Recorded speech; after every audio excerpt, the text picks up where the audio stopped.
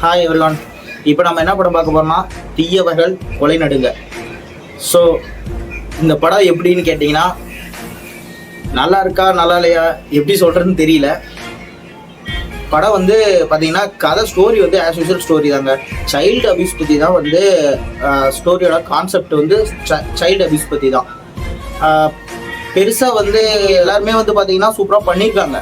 But ஆனால் வந்து பெருசாக வந்து எனக்கு வந்து இந்த ஸ்டோரி மேலே அபிப்பிராயம் இல்லைங்க. ஆனால் இந்த இது வந்து இந்த சைல்டு அபியூஸ் வந்து நம்ம இதில் வந்து பார்த்திங்கன்னா நிறையா நடக்குது தான், ஏகப்பட்டது நடக்குது. ஸோ அதை வந்து காரணம் காட்டி தான் வந்து இந்த ஸ்டோரி எடுத்திருக்காங்க.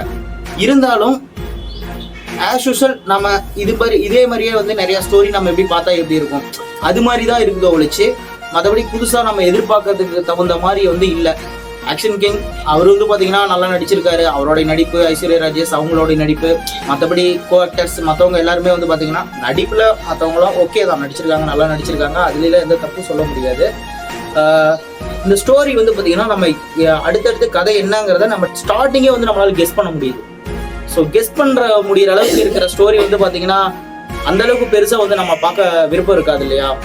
என்னை பொறுத்த வரைக்கும் ட்ரை பண்ணுங்கன்னு சொல்ல முடியாது.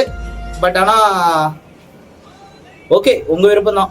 ஸோ இந்த மூவியில் வந்து எனக்கு சரியாக அபிப்பிராயம் இல்லைங்க. ஓகே, அடுத்து ஒரு நல்ல மூவியோட உங்களை சந்திக்கிறேன். தேங்க்யூ, பாய்.